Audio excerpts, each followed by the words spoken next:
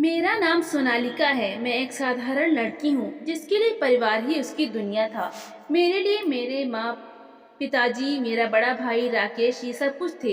लेकिन यह कहानी उस समय की है जब मेरे भाई का घमंड और गुरूर न सिर्फ उसकी जिंदगी बल्कि हमारे पूरे परिवार को एक ऐसी राह पर ले गया जहाँ से वापसी आसान नहीं थी। यह कहानी मेरे भाई राकेश के अहंकार, मेरी भाभी ममता की भोली भाली जिंदगी और मेरे उस संघर्ष की है जो मैंने अपनी भाभी को बचाने के लिए किया। लेकिन हर बार मेरी कोशिशें मेरे भाई के गुस्से और धमकियों के सामने हार जाती थी। हमारा परिवार एक छोटे से शहर सूरजपुर में रहता था।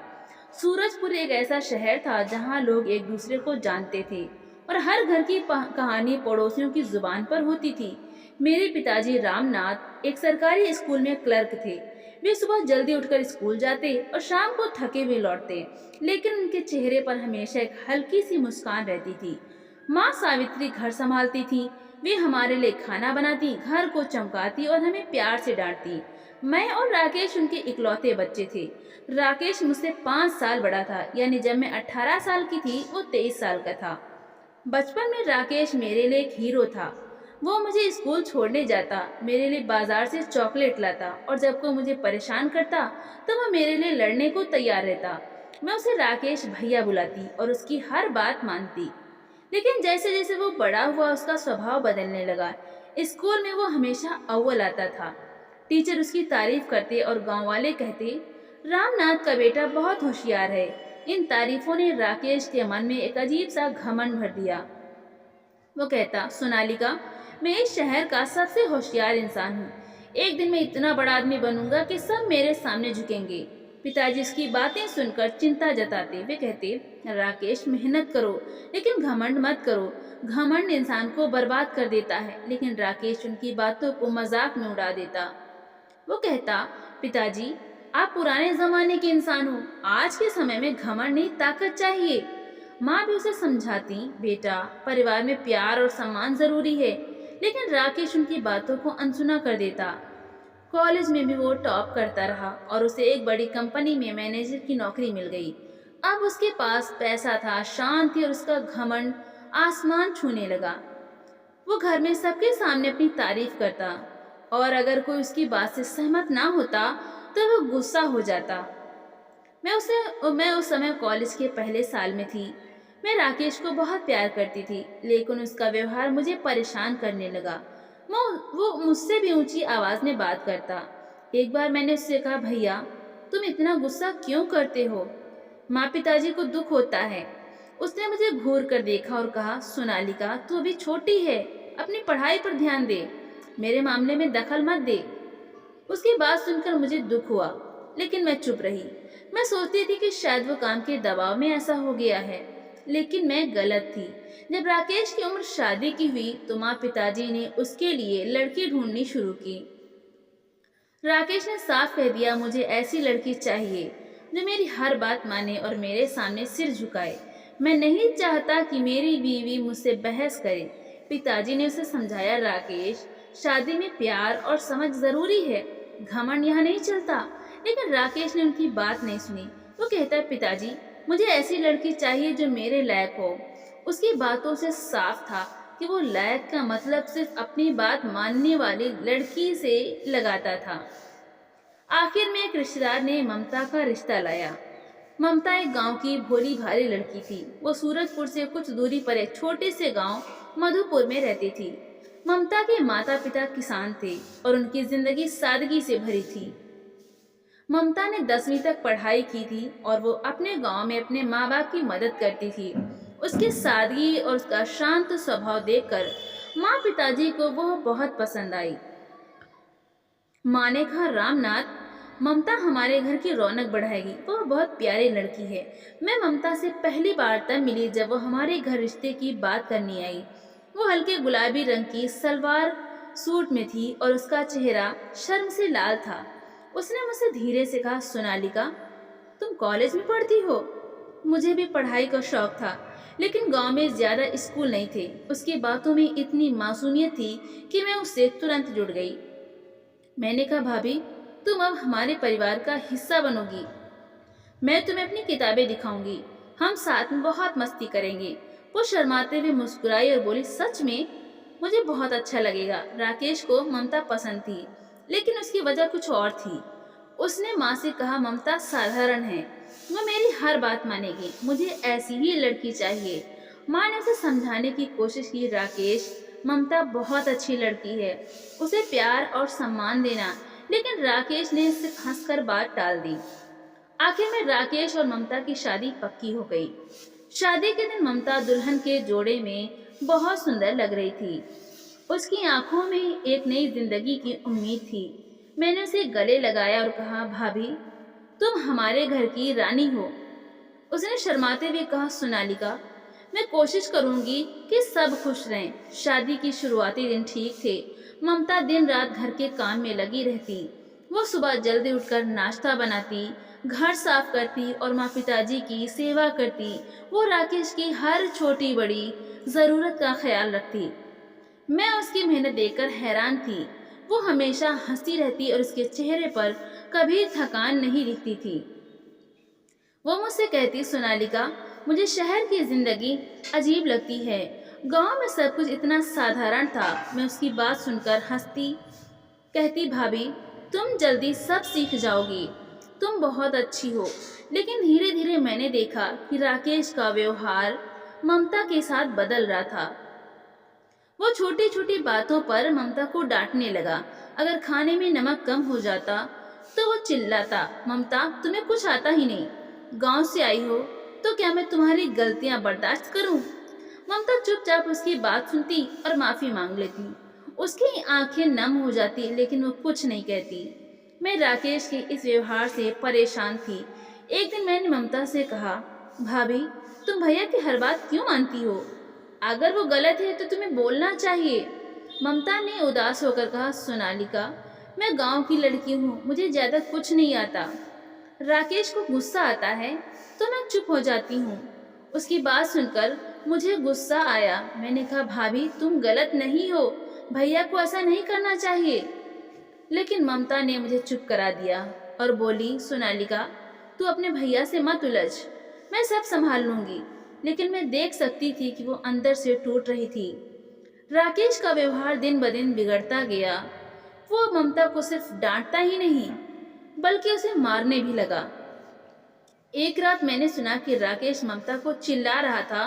मैं अपने कमरे से निकली तो देखा कि राकेश ने ममता को थप्पड़ मार दिया। ममता चुपचाप रो रही थी। मैंने गुस्से में कहा, भैया, तुम ये क्या कर रहे हो? भाभी ने क्या गलत किया? राकेश ने मुझे घूर कर देखा और बोला, सोनालिका, तू अपने काम से काम रख, ये मेरी बीवी है, मैं जो चाहे करूं। मैंने कहा, भैया, ये गलत है, तुम भाभी को ऐसे कैसे मार सकते हो? उसने गुस्से में मुझे डांटा, तू अभी छोटी है, मेरी और ममता के बीच में मत बोल, अगर तू ज्यादा बोलेगी तो मैं तुझे भी देख लूंगा। उसकी धमकी सुनकर मैं डर गई, लेकिन मेरे दिल में गुस्सा और दुख था। मैंने ममता को अपने कमरे में ले जाकर उसे चुप कराया। उसने रोते हुए कहा, सोनालिका, तू अपने भैया से मत उलझ, मैं ठीक हूँ। लेकिन मैं देख सकती थी कि वो ठीक नहीं थी। राकेश का व्यवहार अब असहनीय हो गया था। वो ममता को हर छोटी बात पर बेइज्जत करता। वो कहता, ममता, तुम मेरे लायक नहीं हो, मैंने तुमसे शादी करके गलती की। ममता उसकी बातें सुनकर चुप रहती, लेकिन मैं देख सकती थी कि उसका दिल टूट रहा था। वो पहले जैसी नहीं थी। उसकी आंखों में वो चमक गायब हो गई थी जो शादी के समय थी। वो अब चुप रहती और उसके चेहरे पर हमेशा डर दिखता। मैंने कई बार ममता से कहा, भाभी, तुम्हें ऐसा बर्दाश्त नहीं करना चाहिए, तुम अपने मायके चली जाओ। लेकिन ममता कहती, सोनालिका, मेरे माँ बाप गरीब हैं, मैं उनके पास जाऊंगी तो उनकी इज्जत चली जाएगी, मैं यहीं रहकर सब ठीक कर लूंगी। ममता ने राकेश को खुश करने की हर कोशिश की। वो उसके लिए सुबह जल्दी उठकर नाश्ता बनाती, उसके कपड़े तैयार करती और उसकी हर बात मानती। एक दिन उसने मेरे लिए एक नई सलवार सिली। उसने कहा, सोनालिका, मैंने गांव में सिलाई सीखी थी, ये मैंने तुम्हारे लिए बनाई है। मैंने उसकी सलवार पहनी और बहुत खुश हुई। मैंने कहा, भाभी, तुम बहुत अच्छा सिलती हो, तुम्हें सिलाई की दुकान खोलनी चाहिए। ममता हंसी और बोली, सोनालिका, मैं इतनी होशियार नहीं हूँ, लेकिन तुम्हें अच्छा लगा तो मुझे खुशी हुई।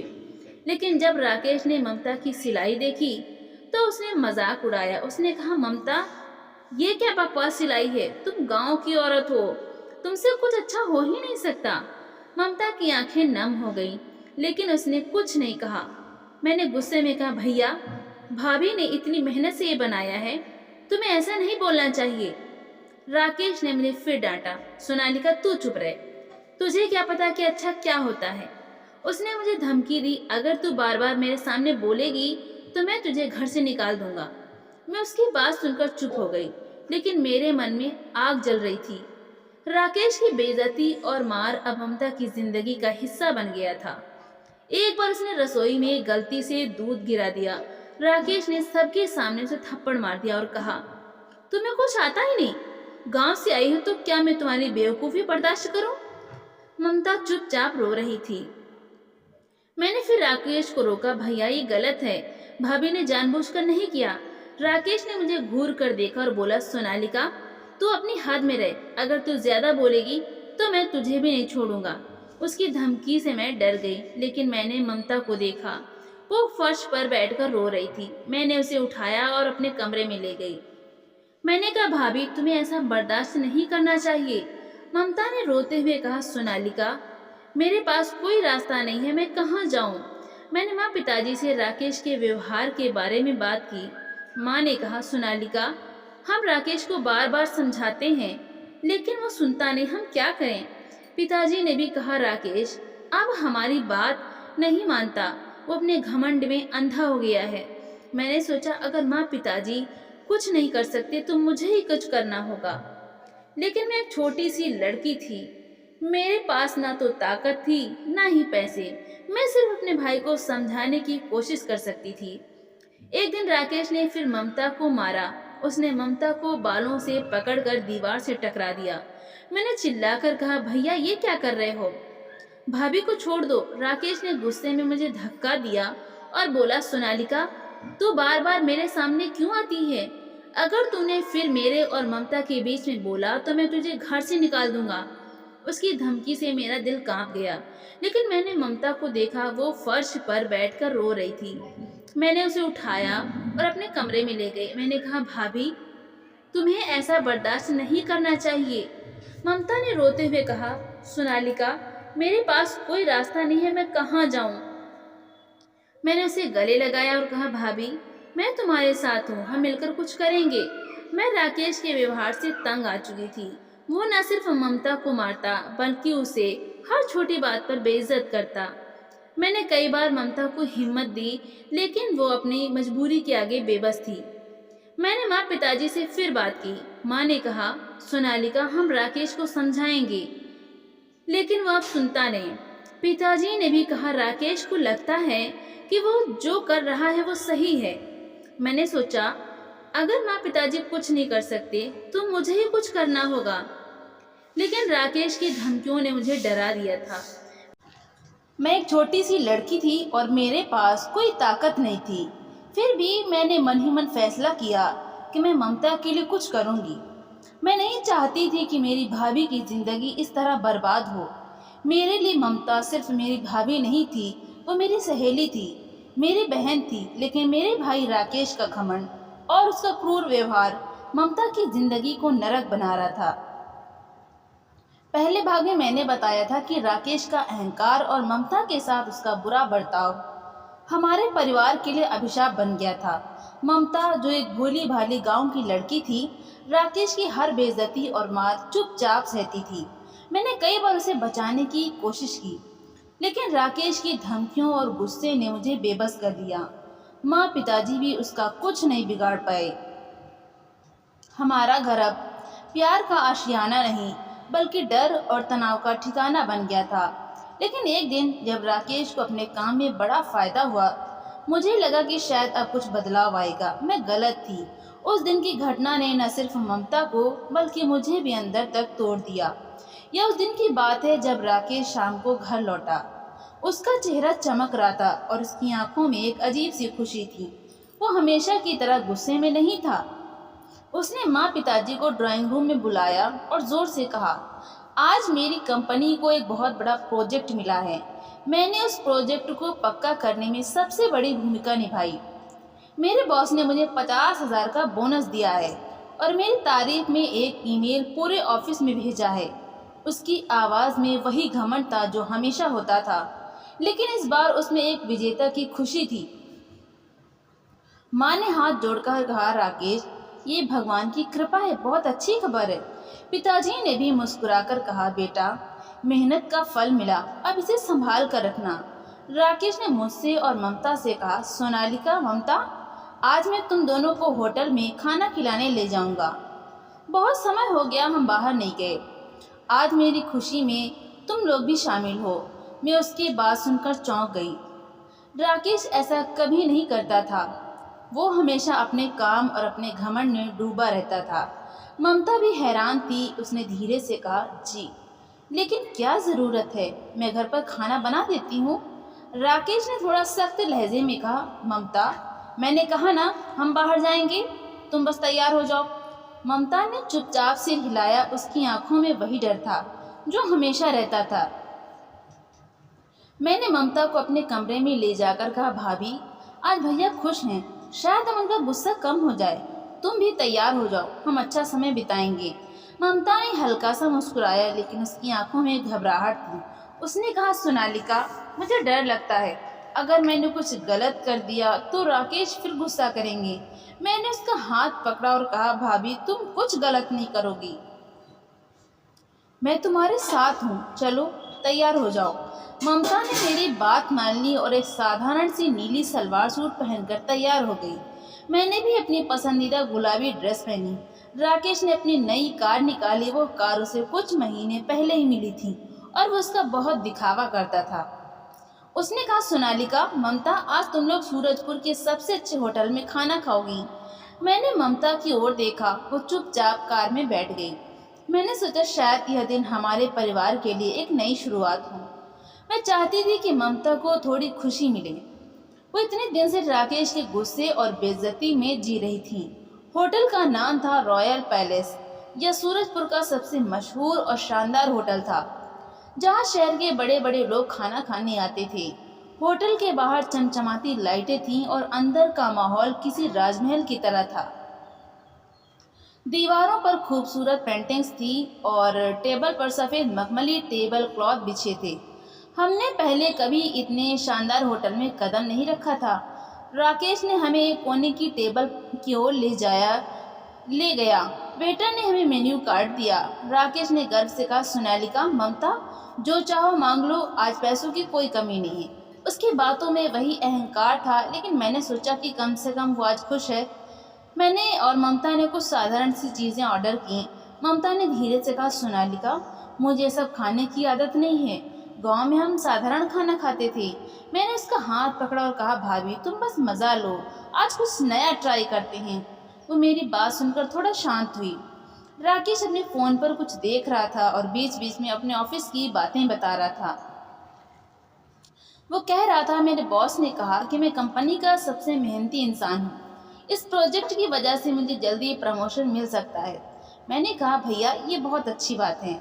ममता ने भी धीरे से कहा, जी, बहुत बधाई। राकेश ने इसकी बात पर ज़्यादा ध्यान नहीं दिया और अपनी तारीफ में बातें करता रहा। खाना आया। टेबल पर कई तरह के व्यंजन थे, पनीर की सब्जी, दाल मखनी, नान, चाइनीज़ नूडल्स और कुछ मिठाइयाँ। मैंने और ममता ने खाना शुरू किया।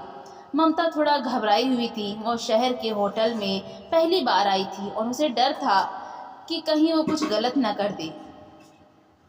मैंने उसे हिम्मत दी, भाभी, आराम से खाओ, सब ठीक है। वो मेरी बात सुनकर थोड़ा शांत हुई। राकेश अपने खाने में व्यस्त था और बीच बीच में अपने फ़ोन पर मैसेज देख रहा था।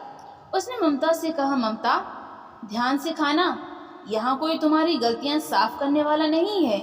ममता ने सिर झुकाकर हाँ कहा, लेकिन उसकी घबराहट बढ़ गई। खाना खाते समय ममता ने अपनी प्लेट से एक नान उठाया। वो उसे पनीर की सब्जी में डुबोने की कोशिश कर रही थी, लेकिन उसका हाथ थोड़ा कांप रहा था। शायद वो राकेश की बात से डर गई थी। अचानक नान उसके हाथ से फिसल गया और टेबल पर गिर गया। उससे थोड़ी सी सब्जी टेबल क्लॉथ पर फैल गई। ममता के चेहरे पर डर छा गया। उसने जल्दी से नान उठाया और माफ़ी मांगने लगी। जी, मुझे माफ़ कर दीजिए, मैं साफ़ कर देती हूँ। उसकी आवाज़ कांप रही थी। मैंने कहा, भाभी कोई बात नहीं, ये तो होता रहता है। मैंने वेटर को बुलाने के लिए इशारा किया, लेकिन राकेश का चेहरा गुस्से से लाल हो गया। उसने अपनी प्लेट टेबल पर जोर से पटकी और चिल्लाया, ममता, ये क्या कर दिया तूने? तुझे तमीज़ नहीं है? ये अनपढ़ गंवार, मैं तुझे फालतू यहाँ ले आया। उसकी आवाज़ इतनी तेज थी कि आसपास की टेबल पर बैठे लोग हमारी ओर देखने लगे। कुछ लोग फुसफुसाने लगे। ममता की आंखें आंसुओं से भर गईं। उसने सिर झुका लिया और चुपचाप रोने लगी। मैंने गुस्से में कहा, भैया ये क्या कर रहे हो? भाभी से गलती हो गई, इसमें इतना गुस्सा करने की क्या बात है? राकेश ने मुझे घूर कर देखा और बोला, सोनालिका तू चुप रह, इधर भाभी की गलती नहीं, इसकी आदत है, ये हर बार मुझे बेइज्जत करती है। ममता का चेहरा शर्म और दुख से लाल हो गया। उसने अपनी प्लेट छोड़ दी और रोते हुए कहा, जी मुझे माफ़ कर दीजिए, मैं नहीं चाहती थी। लेकिन राकेश ने उसकी बात पूरी नहीं होने दी। उसने गुस्से में ममता के गाल पर जोरदार थप्पड़ मार दिया। थप्पड़ की आवाज़ पूरे रेस्टोरेंट में गूंज गई। आसपास के लोग हैरान होकर हमारी ओर देख रहे थे। कुछ लोग अपने मोबाइल निकालकर वीडियो बनाने लगे। ममता ने अपने गाल पर हाथ रखा और जोर जोर से रोने लगी। मैंने चिल्ला कर कहा, भैया भैया ये तुम क्या कर रहे हो? सबके सामने भाभी को मार रहे हो, ये गलत है। राकेश ने मुझ पर गुस्सा निकाला, सोनालिका तू बार बार मेरे सामने क्यों बोलती है? तुझे लगता है कि तुम मुझसे ज़्यादा समझदार है? मैंने कहा, भैया मैं समझदार नहीं हूँ, लेकिन मैं इतना जानती हूँ कि किसी को मारना और बेइज्जत करना गलत है। भाभी तुम्हारी बीवी हैं, तुम्हें उनका सम्मान करना चाहिए। मेरी बात सुनकर राकेश का गुस्सा और भड़क गया। उसने मुझ पर हाथ उठाया और मेरे गाल पर थप्पड़ मार दिया। मैं हैरान रह गई। मेरे भाई ने, जिसे मैंने बचपन में अपना हीरो माना था, मुझ पर हाथ उठाया था। ममता ने चिल्ला कर कहा, राकेश ये क्या कर रहे हो? सोनालिका को मत मारो। लेकिन राकेश ने उसे धक्का दे दिया और बोला, तू चुप रह ममता, ये सब तेरी वजह से हो रहा है। ममता अब और बर्दाश्त नहीं कर सकी। उसने अपनी कुर्सी पीछे खींची और रोते हुए टेबल से बाहर की ओर भागी। मैंने उसका पीछा करने की कोशिश की, लेकिन राकेश ने मेरा हाथ पकड़ लिया और बोला, तू कहाँ जा रही है? बैठ यहाँ। मैंने उसका हाथ झटका और कहा, भैया तुमने बहुत गलत किया। भाभी को सबके सामने बेइज्जत किया, मार दिया, तुम्हें शर्म नहीं आई? मैं राकेश की बात नहीं मानी और ममता के पीछे भागी। मैंने उसे होटल के बाहर सड़क पर देखा। वो एक पेड़ के नीचे खड़ी होकर जोर जोर से रो रही थी। उसका चेहरा आंसुओं से भीगा हुआ था और उसका गाल लाल था। मैंने उसे गले लगाया और कहा, भाभी तुम रो मत, मैं तुम्हारे साथ हूँ। भैया ने बहुत गलत किया। ममता ने रोते हुए कहा, सोनालिका मैंने क्या गलत किया? मैंने सिर्फ गलती से खाना गिराया, लेकिन राकेश ने मुझे सबके सामने बेइज्जत कर दिया। लोग मुझे देख रहे थे, हंस रहे थे, मैं अब कैसे जीऊँ? उसकी बात सुनकर मेरा दिल टूट गया। मैंने कहा, भाभी तुम गलत नहीं हो। भैया का घमंड उन्हें सही गलत का फर्क नहीं करने देता। तभी राकेश बाहर आया। उसका चेहरा अभी भी गुस्से से लाल था। उसने चिल्लाकर कहा, ममता तू यहाँ ड्रामा क्यों कर रही है? चल कार में बैठ। ममता डर के मारे चुप हो गई, लेकिन मैंने हिम्मत की। मैंने कहा, भैया तुमने जो किया वो गलत था। तुमने भाभी को सबके सामने मारा। लोग वीडियो बना रहे थे, तुम्हें कोई हक नहीं है उन्हें ऐसे बेइज्जत करने का। राकेश ने मेरी बात सुनकर और गुस्सा हो गया। उसने कहा, सोनालिका तू बार बार मेरे सामने बोलती है, तुझे लगता है कि तुम मुझसे ज़्यादा समझदार है? ये मेरी बीवी है, मैं जो चाहूँ करूँ। मैंने कहा, भैया भाभी तुम्हारी बीवी है, लेकिन इंसान भी है। तुम उन्हें इस तरह नहीं मार सकती और तुमने मुझ पर भी हाथ उठाया। क्या मैं तुम्हारी बहन नहीं हूँ? मेरी बात सुनकर राकेश और भड़क गया। उसने फिर से मुझ पर हाथ उठाया, लेकिन इस बार मैंने उसका हाथ पकड़ लिया। मैंने कहा, भैया तुम बहुत बदल गए हो, तुम्हारा घमंड तुम्हें इंसान नहीं रहने दे रहा। राकेश ने मेरा हाथ झटका और बोला, सोनालिका तू अपनी हद में रह, चल कार में बैठ, घर चलते हैं। ममता चुपचाप रोते हुए कार की ओर चली गई। मैं भी उसके पीछे चली। मेरे मन में गुस्सा, दुख और शर्मिंदगी थी। मैं सोच रही थी कि जिस भाई को मैंने इतना प्यार किया वो इतना क्रूर कैसे हो सकता है। लोग हमें देख रहे थे, कुछ लोग फुसफुसा रहे थे और कुछ लोग अपने फ़ोन पर वीडियो देख रहे थे। वीडियो बना रहे थे। मुझे लगा कि ममता की बेइज्जती सिर्फ होटल तक सीमित नहीं रही, वो पूरे शहर में फैल जाएगी। घर पहुंचते ही ममता अपने कमरे में चली गई। वो चुपचाप बिस्तर पर बैठकर रो रही थी। मैं उसके पास गए और कहा, भाभी तुम रो मत, मैं तुम्हारे साथ हूँ। ममता ने रोते हुए कहा, सोनालिका मैंने क्या गलत किया? मैंने तो सिर्फ खाना गिराया, लेकिन राकेश ने मुझे सबके सामने बेइज्जत कर दिया। लोग मुझ पे हंस रहे थे, मैं कैसे मुंह दिखाऊंगी? उसकी बात सुनकर मेरा दिल टूट गया। मैंने कहा, भाभी तुम गलत नहीं हो, भैया का घमंड उन्हें अंधा कर रहा है। माँ पिताजी ने जब होटल की घटना सुनी तो वे भी दुखी हो गए। माँ ने राकेश से कहा, राकेश तूने ये क्या किया? ममता को सबके सामने मारा, सोनालिका पर भी हाथ उठाया, ये गलत है। राकेश ने गुस्से में कहा, माँ तुम लोग हमेशा ममता का पक्ष लेती हो, वो अनपढ़ गंवार है, उसने मेरी इज्जत मिट्टी में मिला दी, और सोनालिका को तो आदत है मेरे सामने बोलने की। पिताजी ने गुस्से में कहा, राकेश तू अपनी हद पार कर रहा है, ममता तेरी बीवी है और सोनालिका तेरी बहन, तुझे उनका सम्मान करना चाहिए। लेकिन राकेश ने उनकी बात नहीं सुनी और अपने कमरे में चला गया। ममता उस रात चुप रही। वो न कुछ खा रही थी, न किसी से बात कर रही थी। मैंने उसे खाना दिया, लेकिन उसने मना कर दिया। उसकी आंखें सूजी हुई थीं और उसका चेहरा उदास था।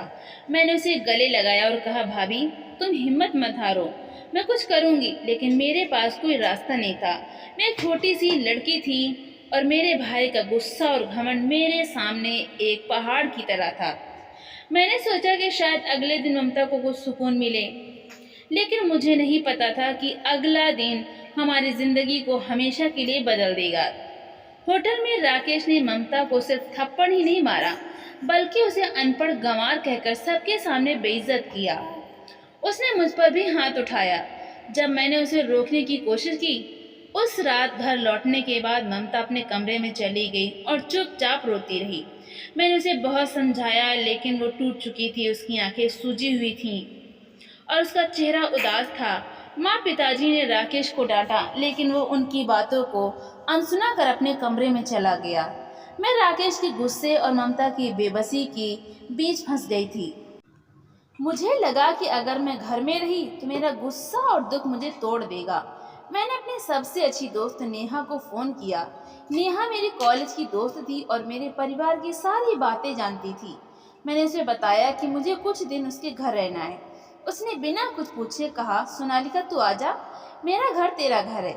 अगले दिन सुबह मैंने ममता से कहा, भाभी मैं कुछ दिन नेहा के घर जा रही हूँ, तुम अपना ख्याल रखना, अगर कुछ हो तो मुझे फ़ोन करना। ममता ने मेरी ओर देखा। उसकी आंखें लाल थीं और उसका चेहरा सूजा हुआ था। उसने धीरे से कहा, सोनालिका तू मत जा, मैं अकेले क्या करूँगी? मैंने उसका हाथ पकड़ा और कहा, भाभी मैं बस 2-3 दिन के लिए जा रही हूँ, मैं जल्दी वापस आ जाऊंगी, तुम माँ पिताजी के साथ रहना। ममता ने कुछ नहीं कहा, लेकिन उसकी आंखों में डर था। मैंने उसे गले लगाया और अपने बैग के साथ नेहा के घर चली गई। उस समय मुझे नहीं पता था कि मेरा यह फैसला मेरे परिवार की जिंदगी को हमेशा के लिए बदल देगा। मैंने सोचा था कि कुछ दिन दूर रहने से मेरा मन शांत हो जाएगा और ममता को भी थोड़ा सुकून मिलेगा, लेकिन मैं गलत थी। नेहा का घर सूरजपुर के दूसरे छोर पर था। वो अपने माता पिता और छोटे भाई के साथ रहती थी। उसके घर का माहौल बहुत प्यार भरा था। नेहा की माँ ने मुझे देखकर गले लगाया और कहा, सोनालिका तू यहाँ अपनी बेटी की तरह है, तुझे जो चाहिए मुझसे बोलना। मैंने मुस्कुराकर कहा, आंटी मुझे बस थोड़ा सुकून चाहिए। नेहा ने मुझे अपने कमरे में जगह दी और कहा, सोनालिका तू यहाँ जितने दिन चाहे रह सकती है, लेकिन तुझे जो दुख है वो मुझसे बांट। मैंने नेहा को होटल की पूरी घटना बताई। मैंने बताया कि कैसे राकेश ने ममता को सबके सामने मारा और मुझ पर भी हाथ उठाया। नेहा ने गुस्से में कहा, सोनालिका तेरा भाई बहुत गलत है, उसने ममता को सबके सामने बेइज्जत किया और तुझ पर भी हाथ उठाया, तुझे उसे पुलिस में शिकायत करनी चाहिए। मैंने कहा, नेहा वो मेरा भाई है, मैं उसे जेल नहीं भेजना चाहती, लेकिन मैं ममता को इस दुख से निकालना चाहती हूँ। नेहा ने कहा, सोनालिका तू बहुत अच्छी है, लेकिन तुझे अपने लिए भी सोचना होगा। नेहा के घर में मुझे थोड़ा सुकून मिला। मैंने वहाँ 2 दिन बिताए। नेहा और मैं कॉलेज की बातें करते, पुरानी यादें ताज़ा करते उसने मुझे हंसाने की बहुत कोशिश की, लेकिन मेरा मन बार बार ममता के पास जाता। मैंने उसे फ़ोन करने की कोशिश की, लेकिन उसका फ़ोन बंद था। मैंने माँ को फ़ोन किया, लेकिन उनका भी फ़ोन नहीं उठा। मुझे थोड़ी चिंता हुई, लेकिन मैंने सोचा कि शायद वे व्यस्त होंगे। मैंने नेहा से कहा, नेहा, मुझे ममता की चिंता हो रही है। मुझे लगता है मुझे घर वापस जाना चाहिए। नेहा ने कहा, सोनालिका, तू चाहे तो मैं तेरे साथ चलूं? लेकिन मैंने मना कर दिया। मैंने कहा, नेहा, मैं अकेले संभाल लूंगी। तू मेरे लिए बहुत कुछ कर चुकी है। तीसरे दिन सुबह मैंने अपने बैग में ज़रूरी सामान लिया और घर के लिए निकल गई। नेहा ने मुझे गले लगाया और कहा, सोनालिका, तू बहुत हिम्मत वाली है, लेकिन अगर कुछ हो तो मुझे फ़ोन करना। मैंने हाँ कहा और ऑटो लेकर घर की ओर चल पड़ी। रास्ते में मेरा मन बेचैन था। मुझे लग रहा था कि कुछ गलत हुआ है, लेकिन मैंने सोचा कि शायद मेरी चिंता बेकार है। मैं दोपहर को घर पहुंची। हमारा घर बाहर से शांत लग रहा था, लेकिन मुझे अंदर एक अजीब सी बेचैनी महसूस हुई। मैंने दरवाज़ा खटखटाया, लेकिन कोई जवाब नहीं आया। मैंने अपनी चाबी से दरवाज़ा खोला और अंदर गई। घर में सन्नाटा था। हवा में एक अजीब सी गंध थी जो मुझे परेशान कर रही थी। मैंने माँ पिताजी को आवाज़ दी, माँ पिताजी, मैं आ गई, लेकिन कोई जवाब नहीं आया। मेरे दिल की धड़कन तेज़ हो गई। मैंने ड्राइंग रूम की ओर देखा। वहाँ सब कुछ बिखरा हुआ था। मेज पर रखे ग्लास टूटे हुए थे और सोफे पर कुछ सामान बिखरा पड़ा था। मैंने ममता को आवाज़ दी, भाभी, तुम कहाँ हो? तभी मुझे राकेश और ममता के कमरे से हल्की हल्की रोने की आवाज़ सुनाई दी। मैं तेजी से कमरे की ओर भागी। दरवाज़ा खुला था। मैंने अंदर देखा और जो कुछ मैंने देखा उसे देखकर मेरे पैरों तले ज़मीन खिसक गई। ममता फर्श पर बैठी थी और उसके सामने राकेश का शव पड़ा था। राकेश के सिर पर खून था और पास में एक भारी लोहे का रॉड पड़ा था। ममता के कपड़े खून से सने थे और वो जोर जोर से रो रही थी। उसका चेहरा डर और दुख से भरा था। उसके बाल बिखरे हुए थे और उसका शरीर कांप रहा था। मैं हैरान और डर के मारे चिल्लाई, भाभी, ये क्या हुआ? भैया, भैया को क्या हुआ? ममता ने मेरी ओर देखा। उसकी आंखें लाल थीं और उसका चेहरा सूजा हुआ था। उसने कांपते हुए कहा, सोनालिका, मैंने राकेश को मार दिया। मुझे पता नहीं कैसे हो गया। मैं खुद को संभाल नहीं पाई। गलती से हो गया, मुझे बचा लो। सोनालिका, मुझे बचा लो। उसकी आवाज़ में इतना दर्द था कि मेरा दिल कांप गया। मैंने जल्दी से ममता को सीने से लगाया। उसका शरीर ठंडा था और वो कांप रही थी। मैंने कहा, भाभी, तुम रो मत, मुझे बताओ ये सब कैसे हुआ? ममता ने रोते हुए बताया, सोनालिका, तू जिस दिन गई उसी रात राकेश बहुत गुस्सा था। उसने मुझ पर चिल्लाया, मुझ पर हाथ उठाया। उसने कहा कि मैं उसकी ज़िंदगी बर्बाद कर रही हूँ। मैंने उससे कहा कि मैं कोशिश कर रही हूँ, लेकिन वो नहीं रुका। उसने मुझे इतना मारा कि मैं बेहोश हो गई। जब मुझे होश आया तो मैंने देखा कि वो फिर मुझ पर चिल्ला रहा था। उसने मुझे गालियाँ दी, मेरे गाँव वालों को बुरा भला कहा। मैंने इसे रोकने की कोशिश की, लेकिन उसने मुझे फिर मारा। मैंने गुस्से और डर में पास पड़ा रॉड उठाया और मैंने उसे मार दिया। मुझे नहीं पता था कि वो मर जाएगा। मैं डर गई। सोनालिका, मैंने किसी को नहीं बताया। मैं 2 दिन से यहीं बैठी हूँ। ममता की बात सुनकर मेरा दिमाग सुन्न हो गया। मैं समझ नहीं पा रही थी कि क्या करूँ। मेरा भाई मर चुका था और मेरी भाभी ने उसे मार दिया था, लेकिन मैं ममता की हालत देखकर समझ गई कि उसने यह जानबूझकर नहीं किया। राकेश का अत्याचार इतना बढ़ गया था कि ममता टूट चुकी थी। मैंने ममता को फिर गले लगाया और कहा, भाभी, तुम डरो मत, मैं तुम्हारे साथ हूँ। हम मिलकर कुछ करेंगे। लेकिन मेरे मन में डर था। मैं जानती थी कि अगर पुलिस को पता चला तो ममता को जेल हो जाएगी। मैंने कमरे को गौर से देखा। राकेश का शव अब ठंडा हो चुका था। खून फर्श पर सूख गया था। ममता के कपड़े और हाथ खून से सने थे। मैंने ममता से कहा, भाभी, तुम अपने कपड़े बदलो, मैं कुछ सोचती हूँ। ममता ने मेरी बात मानी और चुपचाप कपड़े बदलने चली गई। मैंने अपने दिमाग पर जोर डाला। मैं जानती थी कि ममता ने यह गलती से किया, लेकिन कानून इसे हत्या मानेगा। ममता की जिंदगी पहले ही राकेश ने बर्बाद कर दी थी। मैं नहीं चाहती थी कि वो अब जेल जाए। मैंने ममता की सारी तकलीफें देखी थीं, राकेश की मार, उसकी बेइज्जती, उसका घमंड। ममता ने शादी के बाद से सिर्फ दुख सहा था। मैंने ममता को बुलाया और कहा, भाभी तुम कुछ मत बोलना, मैं पुलिस को फोन कर रही हूँ। मैं कहूँगी कि मैंने राकेश को मारा। ममता ने चौंक कर कहा, सोनालिका तू ये क्या कह रही है, तू क्यों जेल जाएगी? मैंने ये किया है। मैंने उसका हाथ पकड़ा और कहा, भाभी तुमने जो सहा वो मैंने देखा है। तुम और दुख नहीं सह सकती। मैं जवान हूँ, मैं जेल में रह लूंगी, लेकिन तुम्हें अपनी जिंदगी जीने का मौका मिलना चाहिए। ममता रोने लगी और बोली, सोनालिका तू ऐसा मत कर, मैं नहीं चाहती कि तू मेरी वजह से जेल जाए। लेकिन मैंने उसकी बात नहीं मानी। मैंने ममता को समझाया, भाभी अगर तुम जेल गई तो तुम्हारी जिंदगी बर्बाद हो जाएगी। तुमने पहले ही बहुत सहा है, मैं तुम्हें और दुख में नहीं देख सकती। ममता ने मेरे पैर पकड़ लिए और कहा, सोनालिका तू मेरे लिए इतना क्यों कर रही है, मैं इसके लायक नहीं हूँ। मैंने उसे उठाया और कहा, भाभी तुम मेरी बहन हो, मैं तुम्हें बचाने के लिए कुछ भी करूँगी। ममता चुप हो गई, लेकिन उसकी आंखों में आंसू थे। मैंने पुलिस को फ़ोन किया। कुछ ही देर में पुलिस हमारे घर पहुंच गई। एक इंस्पेक्टर और 2 सिपाही अंदर आए। उन्होंने कमरे का मुआयना किया और राकेश के शव को देखा। इंस्पेक्टर ने मुझसे पूछा, ये क्या हुआ, इस आदमी को किसने मारा? मैंने गहरी सांस ली और कहा, साहब मैंने अपने भाई राकेश को मारा। वो मेरी भाभी को बहुत मारता था। मैंने उसे रोकने की कोशिश की, लेकिन गुस्से में मैंने उस पर रॉड से वार कर दिया। इंस्पेक्टर ने मुझसे और सवाल किए, तुमने अकेले ये किया, कोई और इसमें शामिल नहीं था? मैंने कहा, नहीं नहीं साहब, मैंने ही किया, मेरी भाभी का इससे कोई लेना देना नहीं है। ममता चुपचाप रो रही थी। उसने मुझे रोकने की कोशिश की, लेकिन मैंने उसे चुप रहने का इशारा किया। पुलिस ने राकेश के शव को पोस्टमार्टम के लिए भेजा और मुझे हिरासत में ले लिया। ममता मेरे पीछे रोते हुए चली। उसने कहा, सोनालिका तुमने मेरे लिए इतना क्यों किया, मैं इसके लायक नहीं हूँ। मैंने मुस्कुराकर कहा, भाभी तनाव मत लो, मैं सब संभाल लूँगी, तुम अपनी ज़िंदगी जियो। पुलिस मुझे थाने ले गई और वहाँ से मुझे जेल भेज दिया गया।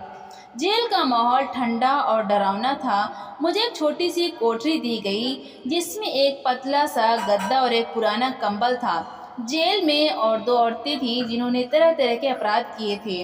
कुछ मेरे पास आकर सवाल करती, तूने अपने भाई को क्यों मारा? मैं चुप रहती। मैं दिन रात ममता और अपने परिवार के बारे में सोचती। मुझे नहीं पता था कि माँ पिताजी इस सदमे को कैसे सहेंगी। मैंने ममता को बचाने के लिए यह फैसला लिया था और मुझे अपने फैसले पर गर्व था। लेकिन जेल की दीवारों के बीच मैं अकेली थी। कुछ दिन बाद एक जेल वार्डन मेरे पास आया। उसने कहा, सोनालिका तुम्हारे लिए एक लेटर और एक रिकॉर्डेड ऑडियो आया है। मैंने चौंक कर कहा, किसने भेजा? उसने कहा, पता नहीं, कोई अनजान आदमी इसे छोड़ गया। मैंने लेटर और एक छोटा सा रिकॉर्डर लिया। मेरे हाथ कांप रहे थे। मैंने पहले लेटर खोला। उसमें लिखा था कुछ ऐसा जिसे पढ़कर मेरे होश उड़ गए। फिर मैंने रिकॉर्डर चलाया। उसमें जो आवाज़ थी उसे सुनकर मुझे विश्वास नहीं हुआ। मेरे दिमाग में सवालों का तूफान उठ गया। यह लेटर और ऑडियो क्या था? इसमें ऐसा क्या था जो मेरी ज़िंदगी को फिर से बदल सकता था? मैं रात भर सो नहीं पाई। मुझे पता था कि इस रहस्य को जानने के लिए मुझे और इंतज़ार करना होगा। दोस्तों, वीडियो कैसा लगा कमेंट करके ज़रूर बताएं। वीडियो को लाइक और चैनल को सब्सक्राइब ज़रूर करें। धन्यवाद।